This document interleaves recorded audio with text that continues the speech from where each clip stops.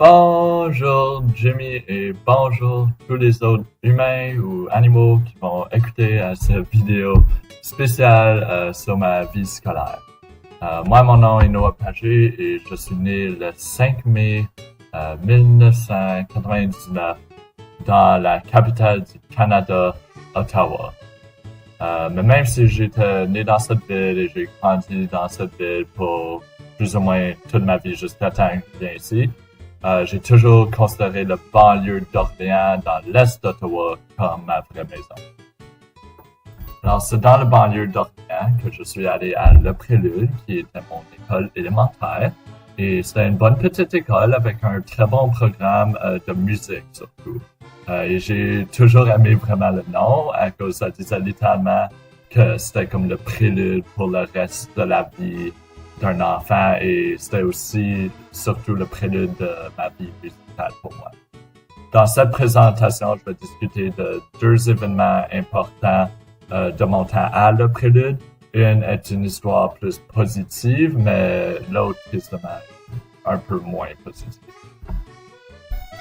Mais on va garder l'histoire plus triste pour plus tard. Pour maintenant, commençons par discuter d'un de mes grands souvenirs comme enfant qui vient de ma deuxième année scolaire à l'élémentaire. L'histoire commence avec l'enseignante que j'avais pour cette année, Madame Larose. La meilleure chose que Madame Larose faisait comme enseignante était qu'elle écoutait et elle interagissait beaucoup plus avec ses élèves que les autres profs de mon école élémentaire. Et le moment qui m'a montré ceci le plus était quand un des élèves avait dit si on pouvait se tenir debout sur nos pupitres.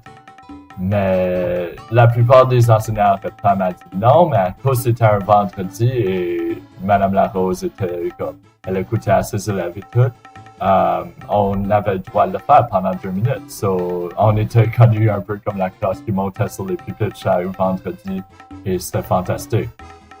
Maintenant que je suis un adulte et je réfléchis sur ce souvenir positif de ma vie scolaire, je réalise que Madame Larose a fait 2 choses que j'aimerais moi faire comme enseignant dans mon propre futur.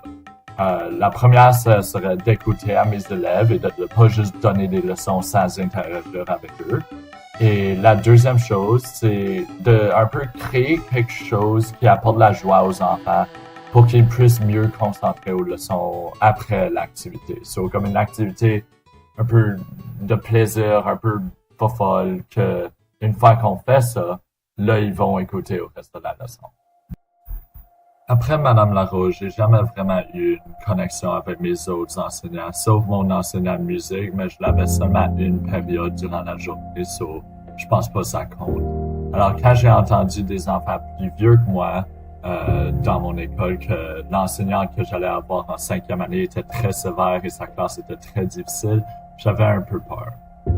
Mais Madame Tétrault, mon enseignante que j'ai eue en 5e année, était actuellement fantastique comme enseignante. Elle nous a appris la grammaire française et la grammaire anglaise, mais c'était avec des activités amusantes qui ont rendu plusieurs des concepts plus complexes, beaucoup plus simples et faciles à apprendre. Je devine que les élèves plus vieux que moi ont mal écouté durant la classe ou quelque chose parce que mon temps dans ce cours de 5e année était toujours rempli de joie et de plaisir pour un mois. Je dis un mois parce que Madame Tétrault était une assez vieille enseignante et dans le mois d'octobre de cette année, elle a eu atteint d'un cancer du cerveau. Pendant que ma prof favorite était prise dans l'hôpital avec son cancer du cerveau, on a eu suppléant après suppléant pendant des semaines et on n'avait pas les activités amusantes de Madame Tétrault. Ajoute ceci au fait que tous les élèves dans ma classe étaient en choc par le cancer et c'était vraiment le chaos pour le reste de l'année. Après sa mort plus tard cette année, la classe était détruite.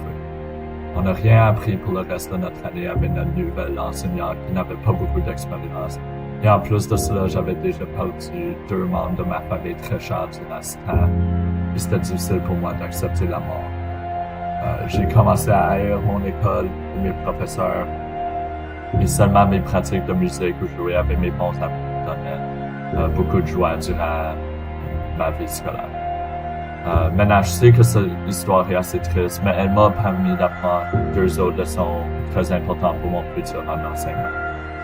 La première est que quand je vais devenir un enseignant, et je vais essayer d'aider les suppléants si je peux.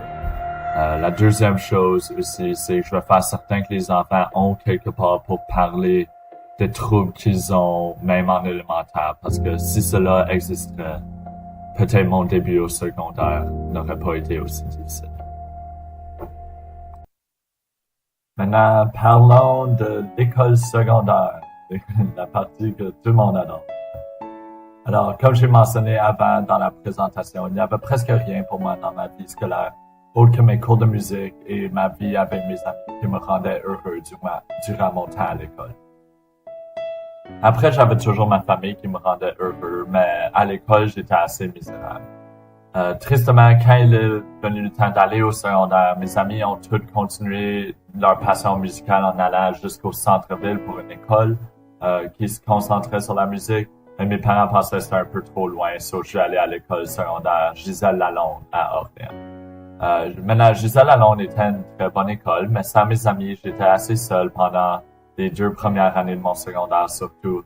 Et ceci a affecté ma santé mentale et c'était aussi difficile de continuer ma passion musicale à l'école à cause de l'école ne concentrait pas beaucoup sur la musique. Mais heureusement, j'ai fait partie d'un grand orchestre pour les jeunes talents dehors de l'école. Mais ceci est tout juste pour dire que mon temps à l'école elle-même était vraiment l'enfer pendant mes premières années scolaires. Au point où c'était très difficile de rester motivé. Mais tout cela changeait avec ma troisième expérience scolaire remarquable, qui était mon introduction à la bibliothèque de mon école. Et je sais que la bibliothèque ne sonne pas comme une expérience scolaire remarquable, mais dans cette partie, je vais me concentrer à vous expliquer pourquoi cette partie de l'école était si spéciale pour moi et comment que cette une place m'a changé pour toujours. Alors, la bibliothèque pour moi était spéciale à cause d'un monde comme l'école secondaire où les clics et la compétition de popularité entre élèves est super important. J'avais besoin de trouver des gens qui ne me jugeraient pas et qui me parleraient de n'importe quoi sans se soucier d'un statut scolaire. Pour moi et plusieurs autres, c'était pas vraiment les conseillers ou les travailleurs sociaux qui nous ont aidés vraiment, mais c'était surtout juste les bibliothécaires et les gens qui allaient à la bibliothèque pour lire des livres qui s'entraidaient un peu avec nos problèmes mentaux. Les gens qui sont devenus proches à la bibliothèque sont devenus mes meilleurs amis au secondaire. Avec ces gens-là, j'ai lu plusieurs livres et on a commencé à manger ensemble avant qu'on allait à la bibliothèque. Et on avait plusieurs discussions, que c'était sérieux, drôle, mélange de tout, et ils sont devenus mes amis. Et sans cette expérience avec la bibliothèque de tout l'espace scolaire, j'aurais probablement jamais eu beaucoup d'amis au secondaire, et c'était une grande partie de ma vie. Mais ce n'était pas juste mes amis que j'ai découvert à la bibliothèque, mais j'ai aussi, en faisant beaucoup de lectures durant les heures du midi et dans le milieu de mes cours, c'était une de mes grandes découvertes, c'était vraiment les bandes dessinées japonaises dans mon école, aussi connues comme les mangas. Des classiques comme Naruto, Bleach, Fullmetal Alchemist, Death Note, et plusieurs autres classiques du genre étaient toutes gratuits pour ma propre lecture. J'ai tombé en amour avec ce médium expressif et rempli de passion qui a changé ma vie pour toujours. Après avoir lu ces mangas avec mes nouveaux amis, je suis rentré dans le monde aussi de l'anime et la culture japonaise et plein d'autres choses. C'est avec le médium surtout d'anime que mes nouveaux amis et moi ont vraiment connecté pour le reste de ma vie au secondaire. Anime vient du mot japonais pour décrire de l'animation. Alors, pour le peuple japonais, des émissions comme Looney Tunes avec le célèbre Bugs Bunny seraient pour eux de l'anime. Mais internationalement, l'anime est considéré comme les diverses animations créées par une production japonaise et qui en tout représente, elle, plusieurs des valeurs et des techniques de narration qui sont souvent seulement vues dans de l'animation japonaise. Des exemples sont les différentes conceptions des personnages qui ont l'air très différentes des personnages dans de l'animation américaine.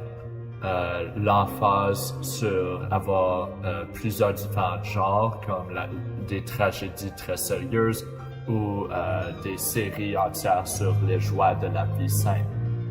Et aussi anime est un peu défini surtout par comment que la majorité des œuvres sont faites pour un public de jeunes adultes. Je dis ceci pas 100% certain à cause, même si beaucoup des séries sont pour des jeunes adultes, il y en a aussi beaucoup pour des enfants très très jeunes et aussi des séries qui sont très adultes et même plus matures que des séries comme Game of Thrones. Définitivement, un des meilleurs aspects de l'animation japonaise est sa grande variété dans tous ces différents concepts et toutes ces différentes idées et comment il y a des séries qui peuvent te toucher très profondément et très personnellement avec ces histoires.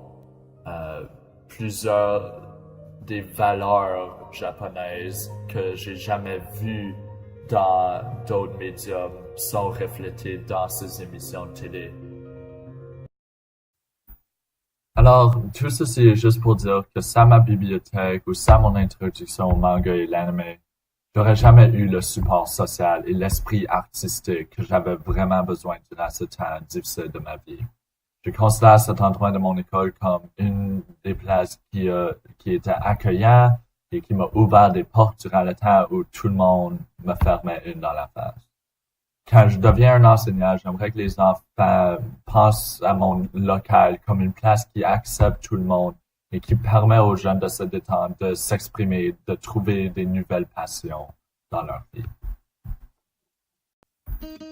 Après que j'ai fait mes premiers amis de ma vie au secondaire dans la bibliothèque, je suis allé en 10e année sur un voyage d'entraide au Costa Rica avec mon école pour aider à la production du café Costa Rica.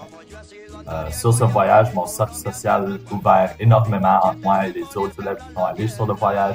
Et je constate souvent cette partie de la vie comme un de mes meilleurs moments parce que j'étais dans un des plus beaux pays du monde et ma confiance est revenue pour toujours. J'avais plus d'amis et une meilleure confiance en moi. C'était moment après moment, un moment de plaisir, de beauté et j'ai aussi connecté beaucoup avec mes enseignants et je suis très reconnaissant à mes enseignants d'avoir organisé un tel voyage qui n'avait jamais été fait à notre école auparavant.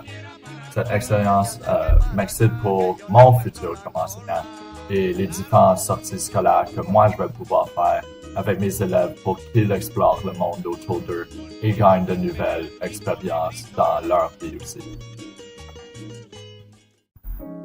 Finalement, pour le dernier moment remarquable de ma vie scolaire, je dois vous apporter vers ma dernière année au secondaire avec mon prof de sociologie, M. Robitaille.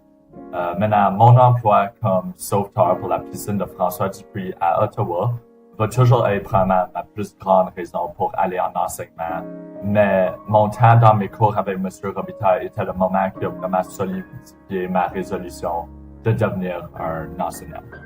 M. Robitaille m'a montré que pour être un bon enseignant, il faut être très expressif, mais aussi de créer un environnement de discussion entre enseignants et élèves et pas juste devenir une autorité envers les élèves. Avec lui, je suis devenu un meilleur instructeur de natation. J'ai eu des merveilleuses discussions et il m'a montré toutes les étapes qui viennent avec trouver un emploi en enseignement. Il m'a donné mes lettres de recommandation ainsi que plusieurs autres merveilleuses leçons de vie. Alors, définitivement, je dirais que mon temps avec M. Robitaille serait une de mes expériences remarquables à l'école. Et ceci va mettre fin à ma grande présentation sur mes expériences remarquables de ma vie scolaire. En vivant ces événements, je sais quel type d'enseignant je veux être et pour que je puisse donner ces mêmes expériences positives à mes propres élèves et leur donner énormément de support durant les périodes plus difficiles, plus tristes, etc. Alors, merci de m'avoir écouté et j'espère que vous avez apprécié la vidéo.